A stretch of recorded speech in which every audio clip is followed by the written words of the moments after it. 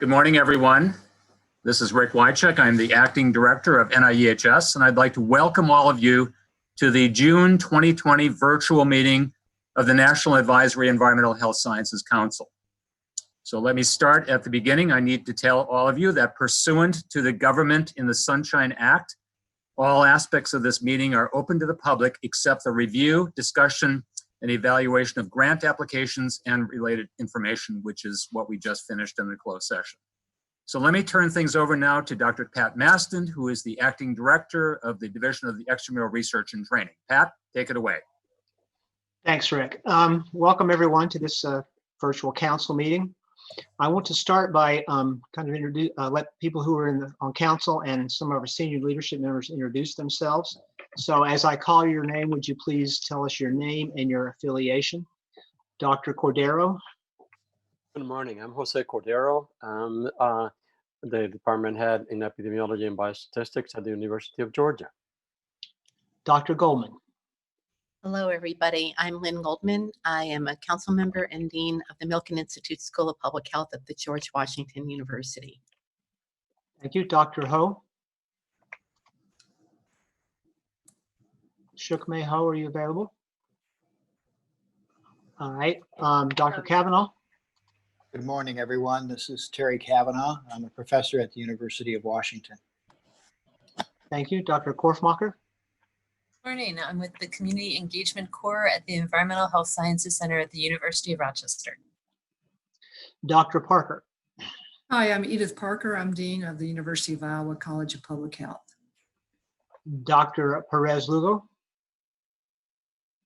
Hi, this is Marla Perez Lugo from University of Puerto Rico, Mayagüez. Thank you. Dr. Reset. Brad Reset, Washington University School of Medicine. Dr. Shantz. Sue Shantz, Beckman Institute at the University of Illinois at Urbana-Champaign. Dr. Shi. Andy Shu, Autumn Speaks. Dr. Sung. Good morning, Patrick Sung. I'm a professor of biochemistry and structural biology at University of Texas Health, San Antonio. Dr. Tangwe. Robin Tangwe, Oregon State University. Thank you. Dr. Wright. Dr. Wright. Okay, we'll come back. Sorry. Bob Wright, Mount Sinai School of Medicine. Great. And then our ex officio members, excuse me, Dr. Sabulis. Good morning, this is Bill Sabulis. I'm Division Director for Toxicology and Human Health Sciences at ATSPR. Dr. Ellison. Good morning, I'm Gary Ellison. I'm Chief of the Environmental Epidemiology Branch at the National Cancer Institute's Division of Cancer Control and Population Sciences. Thank you. Dr. Fitzpatrick.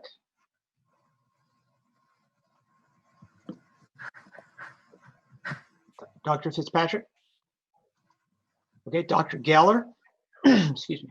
Hi, I'm Andrew Geller. I'm the Deputy National Program Director of EPA's Sustainable and Healthy Communities Research Program in the Office of Research and Development.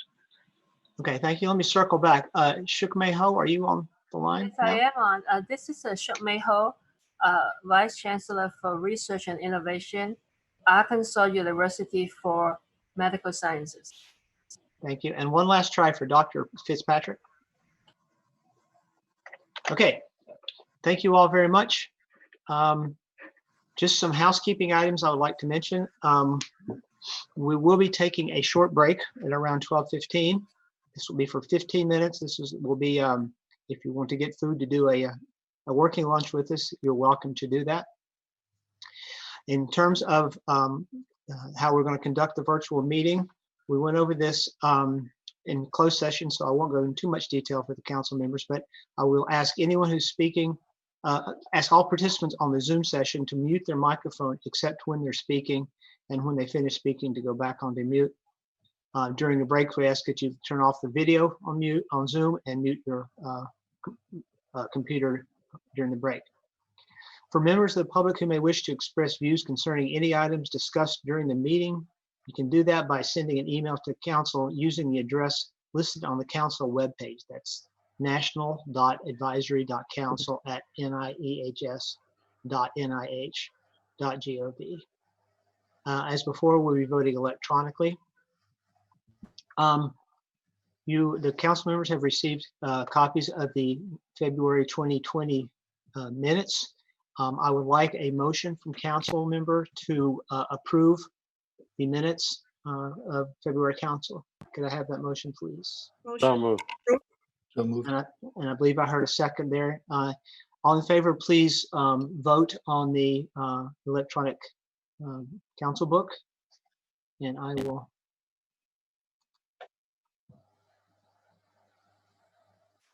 Oh, sure. Pat, before we go on, we may want to introduce members of leadership who are on Yes. the Zoom session. Yep, sorry, I forgot. I'll circle back to that. Thank you. Liz, can you let me know when everyone's voted? Yes. Okay, thank you. Sorry. I would also like to have the members of our senior leadership at NIEHS introduce themselves. Rick, I believe you already did. Did you have anything else you'd like to say? Nope, I'm just Okay. the acting director of NAEHS. Great to be Okay. here. Dr. Coleman. Good morning, everyone. This is Gwen Coleman. I'm the acting deputy director of NIEHS. Dr. Zeldin. Good morning. This is Daryl Zeldin. I'm the scientific director, Division of Intramural Research. Dr. Berridge. Good morning. I'm the scientific director for the Division of the National Toxicology Program, and Rick's humble assistant as the associate director of the NTP. Dr. Hall. Yes, hi, Janet Hall. I'm the clinical director of NIEHS. Okay, and Mr. Long. Hello, this is Chris Long. I'm the NAEHS executive officer. I think I got everyone there. Okay, thank you.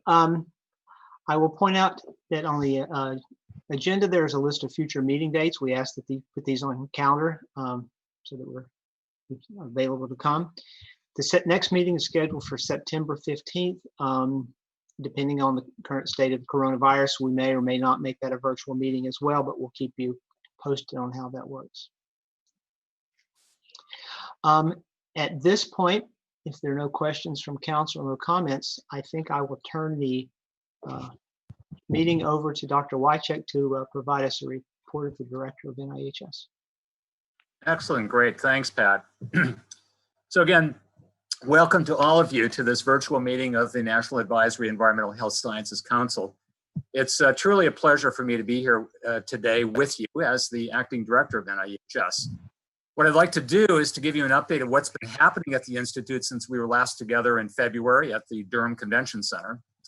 And once again, I'll use the framework of our updated strategic plan for my presentation.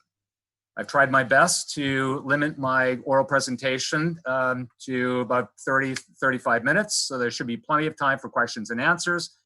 But I encourage you to review the written report that accompanies this meeting. There are a lot more details in it, and you can read through the written report. So before I start, let me give you an update on the COVID-19 staff planning at the NIH.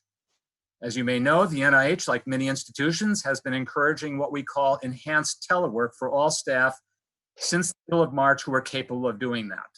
But I want to emphasize that we are not shut down. The NIH has been open for business, and we will continue to be open for business, and we'll be doing everything we can to manage the extramural portfolio while on this enhanced telework. We have developed a plan that will involve a slow return to the physical workspace that we will initiate once it's clear that the infection rate for COVID-19 is falling in North Carolina. We will reinforce the concept of physical distancing once staff begin to return to campus. So we're not certain at this point when we will all be back on campus and when we can start planning to have large group meetings once again in our beautifully remodeled Rod Bill Auditorium. So stay tuned, and we'll keep you posted as we'll keep you updated as we learn more. So Pat will be covering more of the details around COVID-19 in his presentation. So let me start, next slide, please. So as is traditional for the director's overview to council, let me start with a budget summary. So after a couple of months of continuing resolution, or a couple of continuing resolutions and a couple of months, we finally received our FY20 allocation earlier this year. So let me call your attention to the numbers on the right columns. The final NIHS allocation increased our budget by 3.6% to just over $802 million. The Superfund Research Program received a 2.6% increase to bring their budget to about $81 million. These figures, together with the $10 million from the Department of Energy for training, brings the entire budget for the NIEHS to about $900 million. As most of you know, a good portion of this increase is dedicated to increasing the budget in the extramural division, which is allowing us to maintain a 10% pay line for grants, which I suspect is good news for many of you in the audience today. So next slide, please. So while I'm on the topic of budget, let me touch on the special COVID-19 related allocations to the NIH from Congress over the past several weeks. So the NIH has received in total about $3.5 billion. This money came to the NIH through 3 different bills called Phase 1, 3, and 3.5. Don't ask me what happened to 2 and the others. Most of the money has gone to NIAID for therapeutic and vaccine development, although NIEHS did get $10 million in Phase 1 to support our worker training program. The contributions to other ICs in Phase 3 are being used for some of the cross-cutting projects being promoted by Dr. Collins. And we're participating, NIEHS is participating in some of those.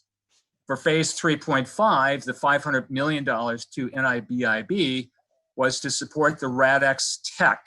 It's this Shark Tank-like COVID diagnostic development effort. And I'll tell you a little bit more about that in a couple of minutes. And the NCI also received $300 million for serology testing. So Congress is clearly interested in getting better testing out on the streets. So most notably, though, I want to point out the $1 billion to the Office of the Director. That's unfortunately not the Office of the Director in NIEHS, it's to the Office of the Director in Bethesda. So Congress put a stipulation that this $1 billion should be for diagnostics. Although I know that a big focus will be on developing strategies for developing COVID-19 diagnostic tests and getting them into the communities that need them the most, especially underserved, under-resourced, rural, and other vulnerable communities. So I've been asked by Francis to serve as a co-chair with Tara Schwetz on an executive committee with other several IC directors to oversee the development of plans and how to distribute these $1 billion across the ICs. Some of the funds will be dedicated to the intramural programs, although the bulk of the funds will be distributed to the extramural community. We've been meeting on a regular basis over the past several weeks, and I'll talk again about more details on this in just a few minutes. So next slide, please. So let me return to the primary focus of my presentation, which is to update you on activities at NIEHS over the past several months. Since we use the strategic plan as a living document to guide all of our activities at the Institute, let me again remind you that our strategic plan has 3 themes, which are advancing environmental health sciences, promoting translation, data to knowledge to action, and enhancing scientific stewardship and support. So next slide. So specifically on theme 1, there are several goals that range from enhancing our knowledge of the pathways and the genetic networks that drive human biology, to understanding the totality of environmental exposures that interfere with these pathways and networks, all the way to using machine learning and AI approaches to support the new field of predictive toxicology. Next slide. So let me give you just a taste of some of the science advances that have happened both in the intramural divisions and the extramural supported scientists. So I'll start with a description of the science advance in Dr. Fessler's laboratory within our intramural research division. So Mike's lab investigates the molecular and cellular mechanisms of innate immune response to environmental perturbations, and he's using the macrophage and the murine lung as model systems. In the work that I'm featuring here that was published in JCI, they were specifically interested in studying the molecular mechanisms associated with the migration of neutrophils from circulation into the airway lumen. So EMP2 is a protein that is highly expressed in the AT1 cells in the lung, but its function and role in lung biology had not yet been established. So therefore, they created a mutant mouse line where the EMP2 gene was knocked out. manuscript, they show that the EMP2 knockout mice exhibit reduced neutrophil influx into the airspace as a consequence of a wide range of inhaled exposures. I mean, for example, in the diagram illustrated here, they demonstrated that during bacterial pneumonia, EMP2 knockout mice had an attenuated neutrophilic lung injury and improved survival. So these findings clearly reveal that EMP2 is a master regulator of AT1 membrane organization and that it has a role in instructing neutrophil migration in the lung. So can I have the next slide, please? So while we're on science advances, let me also point out this morning is some collaborative work that's been done across the two different intramural research divisions at the Institute. So we know that the methylome is influenced by the environment, so the methylation of CpG nucleotides. But the question was, to what extent is it also influenced by the genetic background of the organism?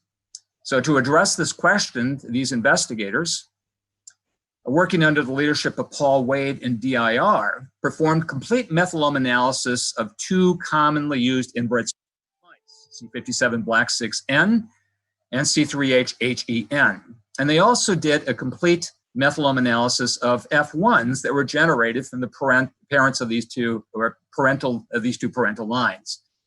They found that the methylome was remarkably different between the two parental strains, even though the environment in which the animals were maintained was identical, same animal room. And as shown on the slide here, some differentially methylated regions had a high degree of methylation in the black 6 strain, while other differentially methylated regions were more highly methylated in the C3H strain. So it was remarkable that the degree of methylation of these differentially methylated regions, these differentially methylated regions was conserved in the parental alleles in the F1 offspring. So this clearly demonstrates that methylation pattern is strongly influenced by genetic background. But I think, as we all know, those of us studying epigenetics, the methylome is not just dictated by the genome sequence alone. So when they evaluated animals of different sex and life history, they found that major life events, like pregnancy, can leave a methylation signature in non-reproductive somatic tissues at loci whose expression is linked to reproductive biology. So the bottom line is that if you're interested in studying epigenetics, you have to do it in partnership with studying genetics and genomics. So next slide, please. And as many of you know, our former director, Dr. Birnbaum, is winding up her work in the intramural division of the National Toxicology Program. And I'd like to feature one of her recent publications that came out in EHP. And it's providing us with molecular insights into the toxicology of GenX. So GenX is a chemical replacement for Teflon and is one of the nearly 5,000 different chemical species that fall into the category of chemicals that are known collectively as PFAS. So in this paper, they studied the impact of GenX on 3 specific transporters at the blood-brain barrier. So they're called PGP, BCRP, and MRP2. So what they found is that at nanomolar levels, GenX inhibited the PGP and PCRP in a dose-dependent manner in brain capillaries of rats, which is shown on the graphs on the right side of this figure. But MRP2 was not inhibited. So what it means is that GenX at physiologically relevant doses has the potential to impact the function of the blood-brain barrier in a way that could allow the brain to be exposed to toxic xenobiotic agents. This in turn may have adverse health outcome on brain function. So very nice work, Linda. Great job. Next slide, please. So on a publication in the extramural community that's very timely, it's currently of great interest. It's listed on the medRxiv, and it's getting a lot of attention in from the environmental epidemiology community. It's from our grantees at the School of Public Health at Harvard Medical School. So the work is trying to get at why is there such a vast difference in the clinical course of individuals with COVID-19. Some people have essentially no symptoms, and other people die from the infection. So in this work, they looked at PM2.5 exposure in individuals that died from COVID-19 across 3,080 different counties within the United States. They found that a small increase in long-term PM2.5 exposure is associated with a large increase in deaths from COVID-19. It's pretty profound. So this strongly suggests that we want to, if you want to understand the clinical course of a disease like COVID-19, we absolutely must factor environmental exposures into the equation. So I look forward to seeing this in peer-reviewed journals, hopefully shortly. Next. Just got an email from Linda. Happy to mention your work, Linda. So finally, before moving on to some recent developments in theme 2 of the strategic plan, I want to point out a recent development that points to what I think is an exciting opportunity for environmental health scientists.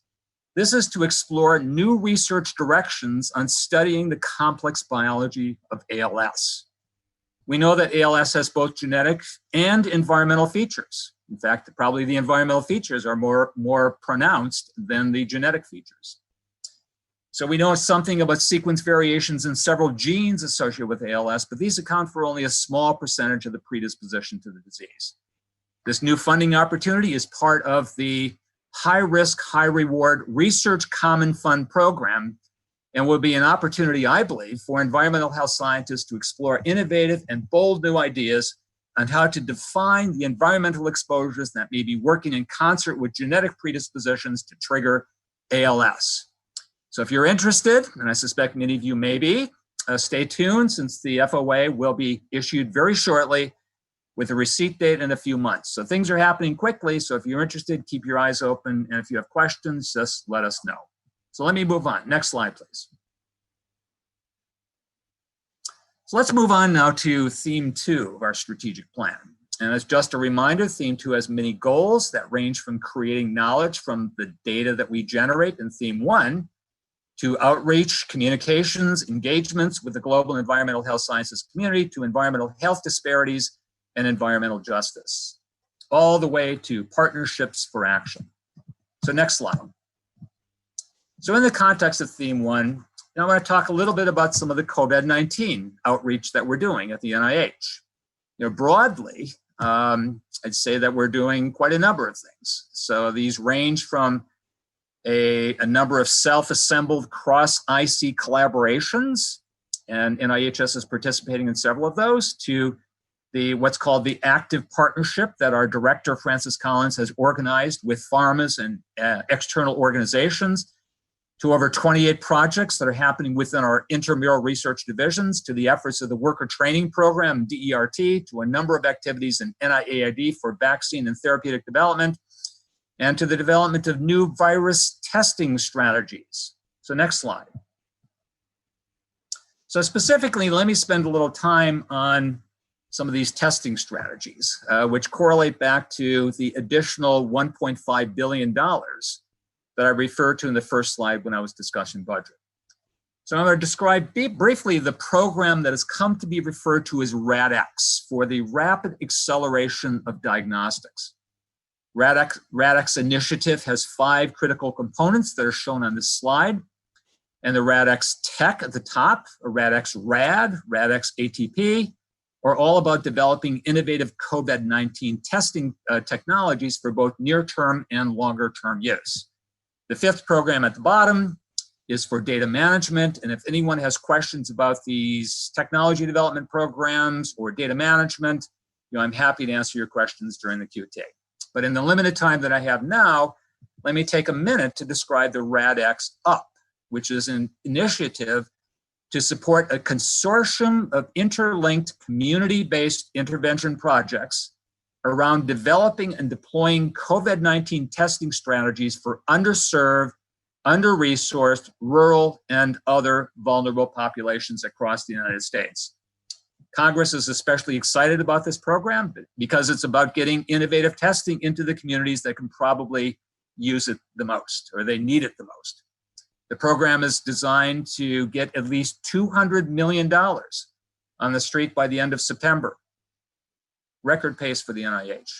And this will happen by providing competitive emergency supplements to existing grants that support large consortia, multi-site trials, centers, and other networks that have adequate capacity, infrastructure, and most importantly, established relationships to support large-scale testing and have the capacity to ramp up quickly to reach underserved or vulnerable populations. There will also be an opportunity to provide emergency supplements to individual programs and projects that target narrower populations. So there's a lot of opportunity for environmental health scientists. The remaining $300 million will be deployed in the following 2 years. So I mentioned this, and I go into these details because Gwen Coleman and I predict that there are a number of you who are listening into this session and a number of existing NIEHS centers, programs, and grantees that would both qualify and would be interested in applying for these funds. A notice of intent to publish came out last Friday, and the URL is listed on the bottom of the slide. I believe you're going to all have access to these slides in your booklet. So if you have questions, you can contact Gwen or Pat or myself. And there are going to be some specific eligibility criteria. So before you start getting too involved and thinking through exactly what you're going to do, best to contact Pat, Gwen, or myself, or wait for the NOC to actually issue in the next week or two, so you can get the details. Things are moving quickly, and as I mentioned, Francis Collins is very interested in getting this money on the street by the end of the fiscal year, end of September. Next slide. So as I alluded to, our intramural research program has been actively involved in conducting research on COVID-19. One project in particular that I want to highlight is work that is being conducted in our state-of-the-art cryo-EM facility under the direction of Mario Borgnia and with his collaborators at Duke University. From the artist illustration in the middle of the diagram, and we've seen this hundreds of times, it's clear that the spike protein resides on the surface of the virus. The external portion of the spike protein is exposed to immune surveillance and is a target for vaccine development. So Mario and his collaborators are expressing and screening soluble constructs of the spike protein, and they expect to develop variants that will trigger an immune response that blocks the interaction of the spike protein with the ACE2 receptor. They have successfully solved the structure of the spike protein ectodomain, which you're looking at here on the slide. And they've done this to a resolution of 7.6 angstroms using the NIEHS Arctica microscope. So once fine-tuned, they expect that our cryo-EM pipeline will provide a platform for a variety of critical studies that will likely contribute in very important ways to both understanding the biology of the virus and in developing a vaccine. So next slide. Let me also point out that that NIEHS and the people here are developing something called the pandemic. It's a pandemic data resource, and it's been developed collaboratively by Yvonne Rusin and Wei-Shui Chu at Texas A&M, Allison Motzinger here in the intramural division at NIEHS, together with David Reif at North Carolina State University. So this is called the Pandemic Vulnerability Index, or the PVI, and it has a graphical interface that you can call up individual counties across the United States, and you get immediate access to the data for that county in the form of the ToxPi card, which many of us in the toxicology community are well aware of. So if you're not aware of it, next slide. So as you put your cursor over the top of, say, Durham County or Orange County, different slices of the pie, you can see the ToxPi, in this case it would be the pandemic pie. Different slices of the pie correspond to different variables associated with the pandemic. For example, the infection rate, population density, population mobility, social distancing, etc. So as with ToxPi, the size of the slice of the pie corresponds to the impact of that variable in calculating a total pandemic score. So most importantly, these collaborating investigators are working to make this a better predictor of future pandemic risk for different geographic regions. So this went live a couple of weeks ago. So use the URL on the slide. Take a look. Actually, it's a lot of fun. It's really interesting. I think it's probably one of the best graphical interfaces for the pandemic that's out there. So this collaborative group of investigators hopes that this PVI graphic can become a powerful tool to help predict when it is safe to start opening up the economy and opening up institutions across the United States. We plan to use it here at NIEHS to help us judge when it is safe to begin to allow staff to return to their physical workspace on site. Next slide, please. So another major COVID-19 activity as part of Theme 2, reaching out and making things happen, involves our worker training program. As I indicated in the first budget slide, the worker training program has received $10 million as part of the first funding bill in March.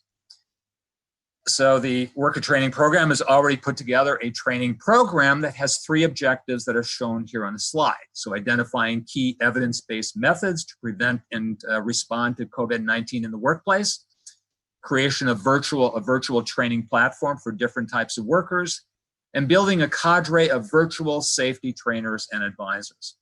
So Dr. Collins has often referred to this program when he discusses the NIH response to COVID-19, so I know he is pleased with the program. Actually mentioned it at a recent meeting with the advisory committee to the director. So certainly training healthcare workers to protect themselves first and foremost is a critically important step in fighting the pandemic. So I have to say, I and all of us here are really proud of the work of the worker training program and that it's able to assist in this very important way for the pandemic. Next slide, please. Just grab a little water. So while the COVID-19 has been a major focus of the activities at the Institute, especially since the middle of March, it's not the only thing we've been involved with. I also want to take a minute to mention the outstanding session that we had with the Partnerships for Environmental Public Health group, which met at the Convention Center last February, immediately after council ended.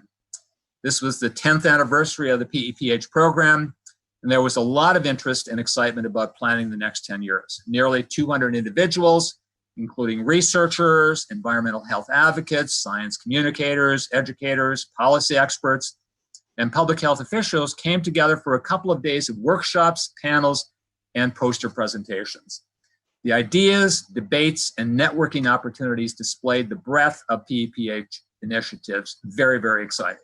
Some participants discussed work to increase scientific literacy and help disadvantaged communities use low-cost technology to monitor pollution. Others described their efforts to reduce environmental health disparities. More than 50 posters were shared in the poster session, many of which I attended myself. So I don't have a lot of time, but I just want to say that we are really lucky to have such an engaged group of partners who are so passionate about working with us to promote public health. So thanks to everyone in PEPH. Next slide, please. I also want to comment that I'm very pleased to report that NAEHS has launched a new lecture series open to the public on climate, health, and the environment.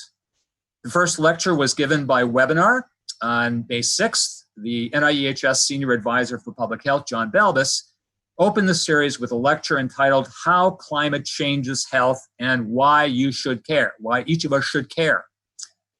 He gave a great talk. The seminar offered compelling scientific data on climate science and how changes in the global climate affect health through a variety of environmental pathways. John also described actions that each of us can be taken to help protect us from future harm and protect the planet from future harm. The second seminar will be given by Jason West, who is a professor in the School of Public Health at UNC, and he will present a lecture entitled Understanding Global Climate Change and How It Affects Air Quality and Human Health. The talk will provide a deeper dive into climate science and will provide more information on the various approaches available for studying the interactions between climate change and air quality. We encourage anyone who may be interested to log on to the webinar. So if Dr. West's talk is anything like John's, you're in for a treat. Next slide, please. So let me move on now and discuss some of the progress that we made on theme 3 of our strategic plan involving enhancing environmental health science through stewardship and support. As you may recall, theme 3 has a number of goals dedicated to maintaining the professional pipeline in environmental health, to enhancing workforce diversity, all the way to evaluating the impact of work sponsored by NAEHS. A number of goals, I'm not going to describe them all. So next slide, please. Let me pause though for a second, just to make sure, can everyone hear me? It's very unsettling that I'm just sitting here talking into my computer. So yes, we can hear you, Rick. Everything is going fine? Okay, good. So let me start by acknowledging a couple of new staff hires at the Institute. Shondell Fox joined NAEHS as the Deputy Chief of Administrative Services. in the Administrative and Research Services branch within the Office of Management. Also, Kyle Messier is the newest Earl Stadman tenure track investigator to join NAEHS. He is the first Stadman investigator to join the division of the National Toxicology Program as a tenure track investigator. In fact, this is their first tenure track investigator appointment in the DNTP. Messier's research uses a type of statistical model that looks for patterns in data and is able to predict variables such as exposures or disease at new locations or during certain timeframes. So welcome to both Shondal and Kyle. Great to have you at the Institute. So next slide.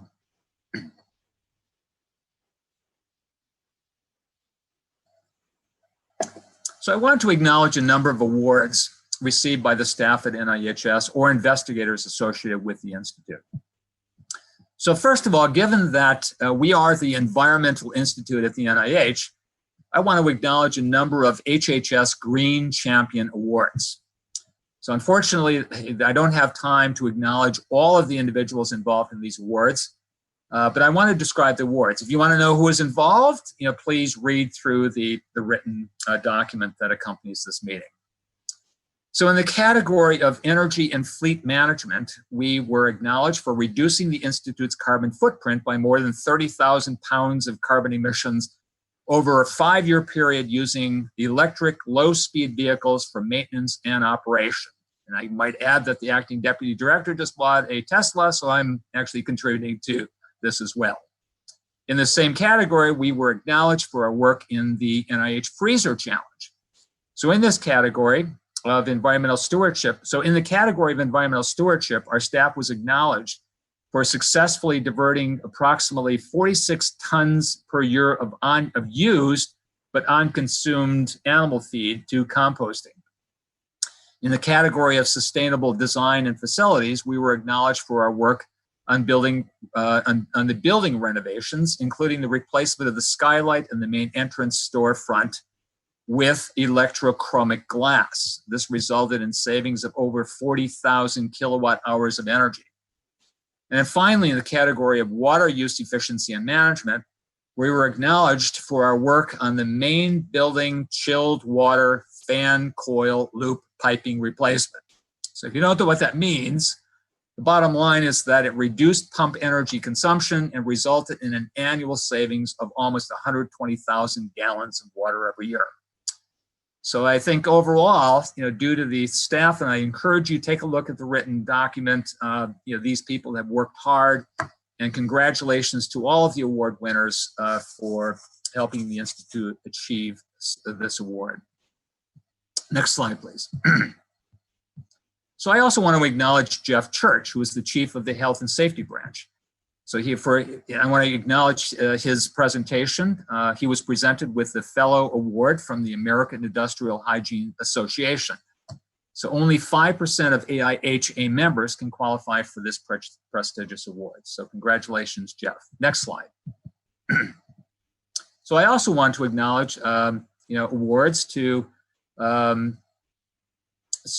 member of our council, Jose Cordero, who was awarded the University of Georgia's College of Public Health's Excellence in Research Award.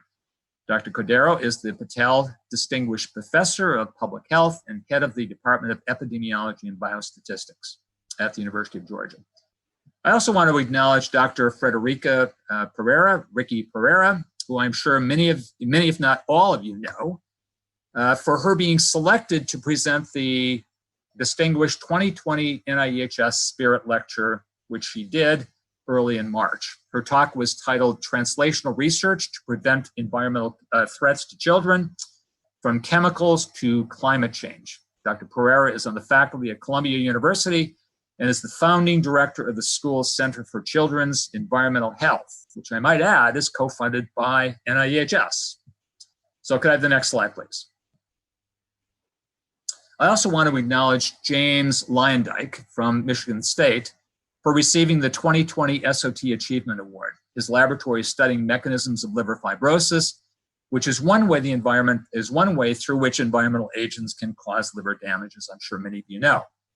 I also want to again acknowledge a member of our council, Robin Tangway, for receiving the Toxicological Sciences Paper of the Year Award. Robin is on the faculty at Oregon State and directs their NAEHS-supported Superfund research program. So congratulations, Robin. Next slide, please. And finally, in just the remaining few minutes, I want to pick up where I left off last February on a topic that I believe will have an enormous impact on promoting public health. So Dr. Birnbaum assigned me the task last September to represent NAEHS at the kickoff meeting for the International Common Disease Alliance, or what has come to be referred to as the ICDA. This meeting was held at the Bolger Center, just off the main campus in Bethesda. The meeting was co-chaired by Francis Collins and Eric Lander.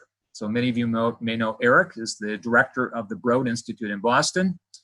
And I think you both know that Eric and Francis were leaders in the Public Human Genome Project. So Eric kicked the meeting off by indicating that there has been a lot of progress since the completion of the Human Genome Project. We have now the ability to sequence genomes for less than $1,000, and the research community is using its powerful genome sequencing and tools to study a wide assortment of disease traits. In fact, he mentioned that collectively the community has identified and cataloged over 60,000 GWAS hits for many disease conditions. And in most cases, these GWAS hits are SNPs, single nucleotide polymorphisms, located within non-coding regions of the genome, or within, for example, within introns or in intergenic spacer regions. So while this is enormously useful information to have, the big question is how to use this genome sequencing, these genome sequencing and genomics tools to advance the concept of precision medicine and improve health. Therefore, Eric and Francis are promoting the concept of, as I'm showing you here on the slide, M2M as part of this ICDA. This is shorthand for mapping to mechanisms to medicine. M2M will be the basis for what Eric and Francis are calling Genome Project 2.0, where we utilize the powerful tools of genome sequencing and genomics to fully advance the concept of precision medicine. The first M involves mapping traits on the genome. They are proposing that we transform the way that we do human genome mapping in a way that will ultimately allow the world genetics community to begin to identify sequence variations in genes associated with complex traits. Their proposal is that we need to develop new strategies for working together collaboratively across the global genetic mapping communities so that we can pool results from studies with different cohorts, vastly increasing the numbers of individuals being studied using this collaborative framework would allow the community to map complex traits. And I might add, I'm interested and we're excited about this because complex traits are the types of traits that relate to the gene by environment effects that we're all most interested in the environmental health sciences community. So the second M refers to mechanisms.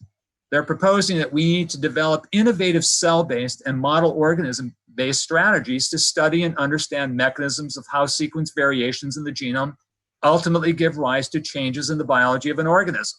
So what does a SNP within an intron of a gene actually mean relative to the physiology of that organism? The third M refers to medicine.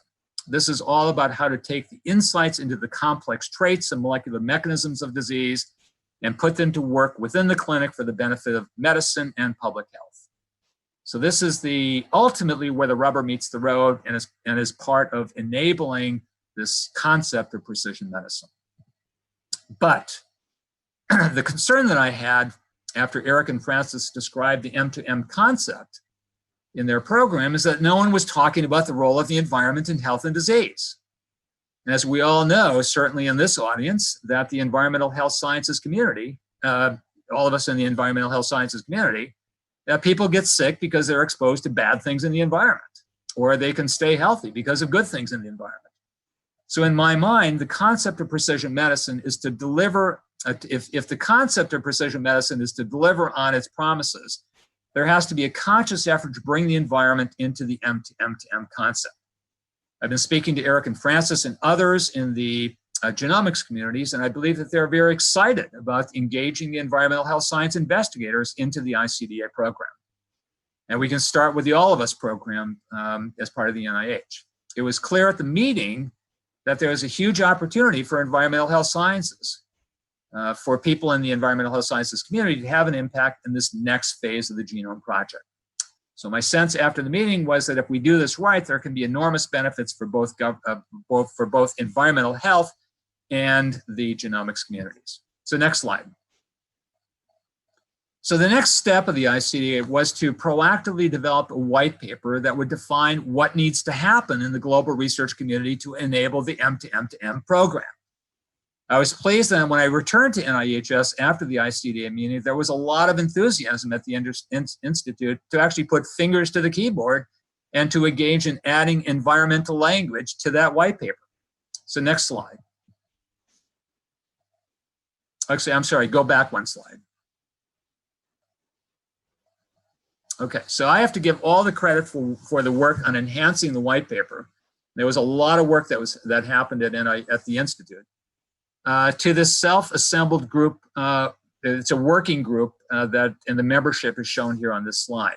So Richard Kwok, who's an environmental epidemiologist, has taken the lead as the NIEHS representative to the ICDA. Richard has been working together with the representatives from other ICs on fine-tuning the language for the white paper and planning next steps for the ICDA and getting environment integrated into this program. Richard is also coordinating regular meetings of the ICDA working group so that everyone can keep each other abreast of new developments. And there are a lot of things that are happening really quickly. So next slide. So one thing that's happening really quickly, so while the ICDA is taking shape, those of us in the environmental health sciences community are also aware of that the Exposum concept is seriously developing traction in the global community. Lots of very exciting things that are happening in the Exposum community. So this is, the Exposum, as you know, is about evaluating all the real world exposures associated with ecosystems, lifestyle, social, and the physical and chemical environment over an individual's life course. So in the outstanding review article on the Exposum by Roald Vermeulen and Gary Miller and their colleagues that was published in Science magazine just a few weeks ago, they describe how the Exposum project could be the environmental equivalent of the Genome Project. So I don't disagree. I think that there needs to be a concerted effort to measure the health effects of the totality of environmental exposures. But I also think that there's a huge opportunity for the Exposum community to intersect and to join forces with the genome community in a powerful way that could bring the totality of environmental exposures together with genomics, for what I would like to refer to as not precision medicine, but rather precision health. Next slide. So what do I mean by precision health? This is really about the better understanding how an individual's holistic biology contributes to their health. It would be not only about understanding complex genetics that either contribute to staying healthy or developing disease, but would also consider the totality of an individual's environmental exposures over their life course. By combining the Exposum with genomics, the public health community would benefit from a better understanding of how genes interact with the environment, something that we have come to be referred to as the genes by environment. So like next slide and last slide is, so what do we do to help to make this happen? So we think that we need to get the environmental health scientists working on the Exposum and other environmental health scientists supported by NAEHS and other agencies virtually or in the room physically together with genome scientists who are mapping and sequencing the genome. So Richard Kwok is discussing the possibility of having a workshop at NIEHS in 2021 to accomplish just this. So stay tuned. We'll be back in touch with you with more details. And I'd love to see more environmental health scientists beyond the working group that we have at NIEHS getting involved in helping to craft this next phase of the Genome Project. So next slide. So let me stop at this point. I think I'm just running a few minutes over, but I'd like to stop and entertain any questions that you may have. So Pat, do you want to help coordinate the questions that are coming in? That'd be great. If you have questions, you can either try to electronically raise your hand or send us a chat, or just start talking will be fine. Hi, this is Marla Perez Lugo, council member. And I have a question. Thank you so much for the presentation, by the way. Very thorough. I would like to go back to the Pandemic Vulnerability Index.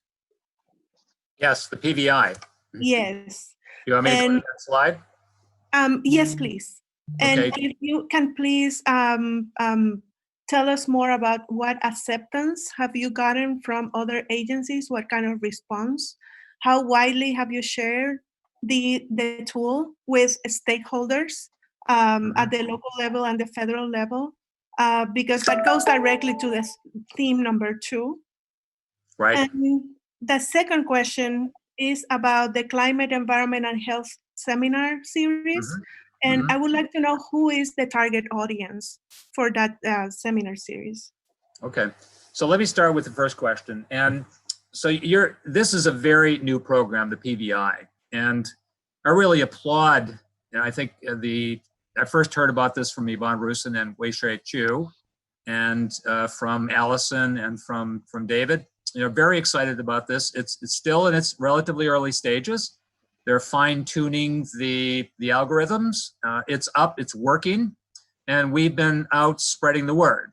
I've been telling other IC directors about this, and we haven't gotten to the point where this is the gold standard for evaluating pandemic vulnerability.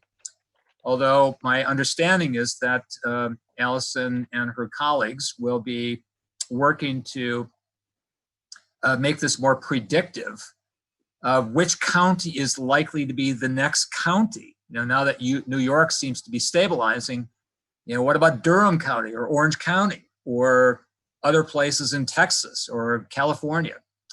Can they predict where the next infection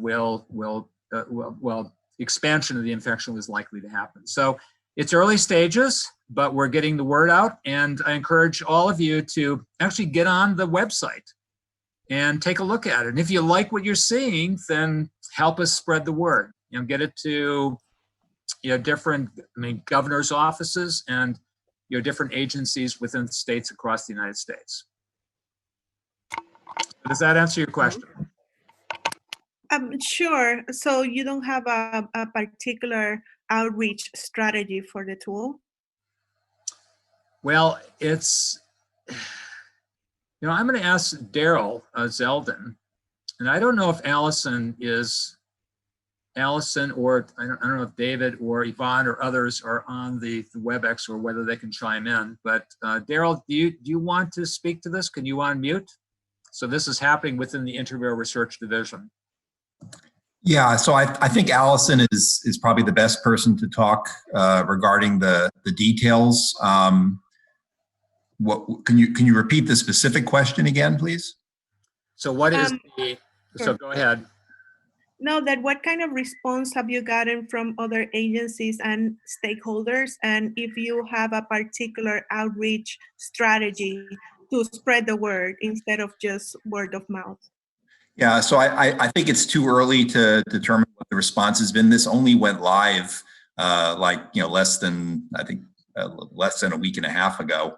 Allison would have the metrics in terms of numbers of hits and so forth to the website. At this point, I think she's working on a manuscript to try to evaluate the predictive ability of this index, and we'll be submitting that within the next week or so, I believe. Let me get more details maybe and send that to Rick so he can provide it to council by the end of the day. Sure, thank you. So the second question you I had. actually, Rick, I can maybe provide just a little bit more information. Oh, Jan Hall, our clinical director. Yes, please. Not as much as I'd like, and so I think we will try to get more information by the end of the week. But at this point in time, what they have done has been to be as creative as they can in terms of pulling in all of the public sources of data to be able to inform these decisions. So again, it's very much a work in progress. It's happening very quickly, but they have, in fact, in a very short period of time, really been able to put together a website that I think is going to be incredibly useful. And what they are hoping is that by the end of this week, beginning of next week, they will have the predictive part of the algorithm ready so that people can take advantage of it. So this is really today. The first real kind of semi-public or public description of this resource, but you will be hearing more about it. Excellent, thank you. So Yvonne Rusin is on, but he can't speak up. So I asked him to send me an email with some of the details. So as soon as it comes in, I'll just report back to you. So the other question you had was about our lecture series. So that's a broad-based lecture series. So it's about getting information to scientists in the environmental health sciences community, but it's an attempt to really get information out to the broad base, to the public as well. So we're reaching out, anyone, and what we asked, this was something that the leadership here at the Institute, John, to pull together, because we're strongly supportive of this. We got to get the message out about climate and health. And John did a terrific job at his kickoff lecture, giving us data, very compelling data, of why we should care about climate change. So the answer to your question is, we want to get this out as broadly as possible. It's not going to be a technical, well, there will be obviously technical details, but it's designed for broad-based audiences. Does that answer your question? Yes, thank you. Okay. All right, Rick, your next question's from Jose Cordero. Yes, Jose. Congratulations on your award, by the way. Oh, thank you. Thank you for this great presentation. I just want to hear a little bit more about the M2M to M. And the specific question, I think this is a terrific opportunity. And I think it links to what you've been speaking about, the exposome. But in terms of the aspects of mechanisms, could you talk a little bit about how it's envisioned to combine mechanisms and to environmental or other interaction of gene environment? Well, so I mean, just generally speaking at a high level, I mean, the first thing that I want to emphasize is that, and I've been talking to Francis about this, and I think he's very excited about the whole possibility of getting environmental scientists, people who know how to measure the environment, who know how to study the exposome or the exposome, and then bringing this information in, and integrating it along with genome sequence and sequence variations in the genome. So what the challenge is to figure out, well, what exactly are we going to do? So this mapping part is getting people who are studying, cohorts from across the globe and getting them to collect data in a way that's sufficiently standardized so you can essentially combine multiple different cohorts and then combine environmental parameters. So, I mean, for example, air pollution, PM 2.5, of different individuals in your cohort to the databases, you can now begin to ascertain levels of PM 2.5 exposure. So, trying to get people working collaboratively together from the environmental health sciences community together with the genomics community. But in terms of the mechanisms, I mean, that's the tough part, is how do you ascertain whether that SNP within an intron of a gene, and that it's highly significant, so it's doing something, but hold on. I couldn't hear what you said. Whoops, excuse me. My Siri on my watch is speaking back to me. Shush. Okay. Yeah. Okay. When you find out how to stop that from happening, happens to me, please let us know. Okay, I'll let you know. Well, actually, maybe I'll ask Siri about the medicine. So it's coming up with creative insights into how do we look at these sequence variations in genes. So I know that we have scientists here in our division of the National Toxicology Program, Allison Harrell, who's very interested in coming up with different strategies, to look to see whether a variation in this gene is actually changing the chemistry of cells or organisms in a way that would predispose to specific disease outcomes. So you ask me, it's a really packed, dense question. It has multiple facets, and I just encourage you and others in the environmental health sciences community, put your thinking caps on and let's take a look at some of these. We have lots of GWAS hits in the environmental community too. What do these variations in genes that we know are highly significant, say, for example, in response to maternal smoking, how do they actually relate to changes in gene expression that predispose to phenotypic outcomes in individuals? Good. Thank you, Rick. I just hope that also in this, the sequencing would not be just done alone, but also considering also epigenetics and epigenetic changes and how that changes. And I want to, and I absolutely want to emphasize that it is about epigenetics. And there was one paper that I was going to highlight, but I didn't have the time to do it. And it's how using methylation patterns in the genome, epigenetic methylation patterns as a reflection of exposome related exposures. So lots of interesting things are happening. And the key of what's happening right now and the extent to which you and others want to get involved, contact Richard Kwok. Let's get your ideas into this white paper. So much like the Genome Project, the Asilomar Conference really laid out the foundation of what needs to get done, when does it need to get done, and how much it's going to cost. This white paper is going to define these critically important things that need to get done to make M2M happen. Okay. Thank you. Next question is from Bob Wright. Yes, hi, Bob. Hi, Rick. Good to hear your voice. Great presentation. My question relates to the sort of giant natural experiment that's occurring right now. So with the shelter in place, clearly environment is changing in very complicated ways. People have more indoor exposures than they used to. It's not at the workplace, it's at their home. Outdoor air pollution is probably affected. And simultaneously, our ability to study people is affected. So people, you can't see them in person. And even after the shelter in place is lifted, there's a lot of surveys that show that people don't want to go to medical centers where a lot of research takes place.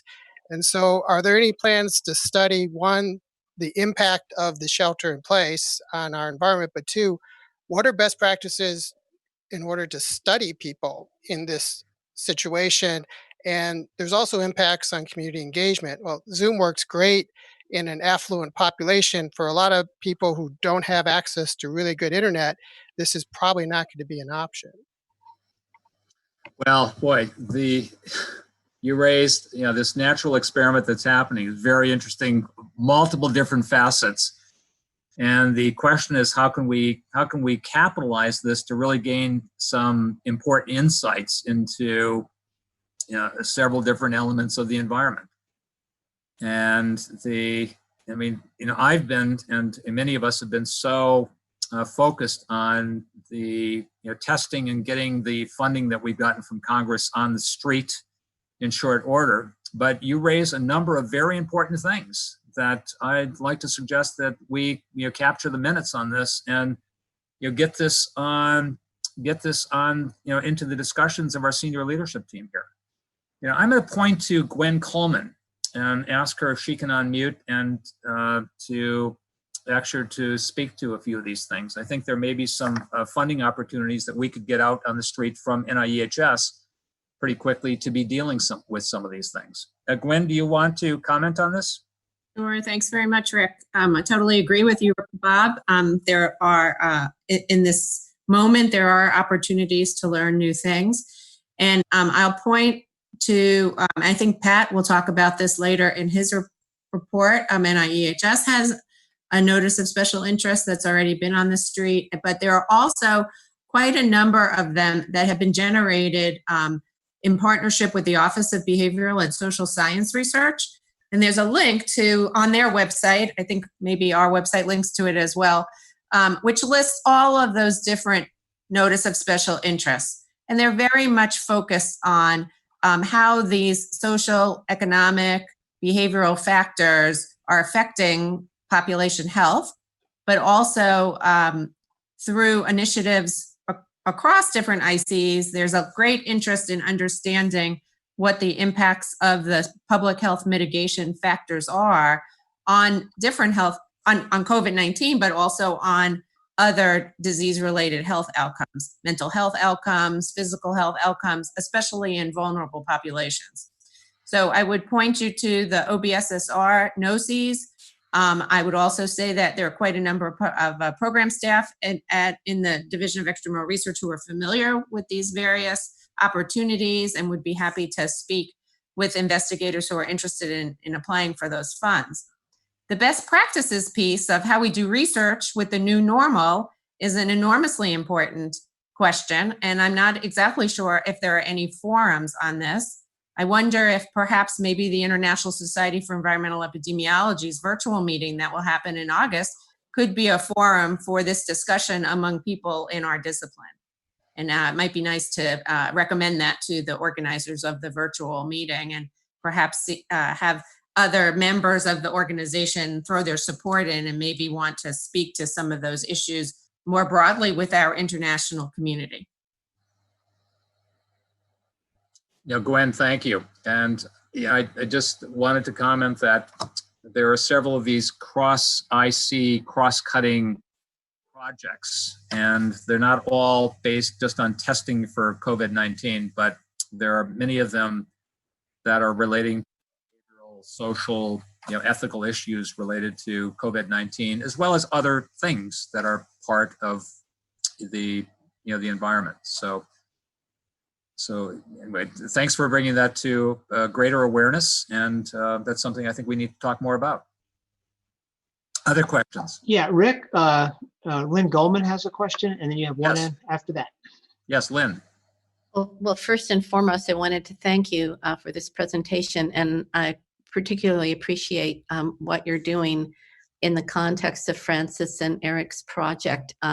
If you can bring the Exposum to them, that will be an amazing piece of scientific statesmanship, because it's not actually the first time that there's been an opportunity to attempt this, and I think that it's just sounds very favorable that they're open to it. I think that there are a couple of things to consider, and one is that the way that environmental exposures very differentially impact gene expression at different points in the lifespan. And so you have to kind of get into the lifespan issue as well, not just the measurement, not just, it's a little different than measuring your genes, but it's more like the epigenome, which changes through life, and exposures too. So, getting into that temporal dimension is, I think, really, really important, and something that a lot of geneticists are not they're aware of, or they're daunted by it because they don't know how to deal with it mathematically. I think if I could just comment on that, I think you're absolutely correct.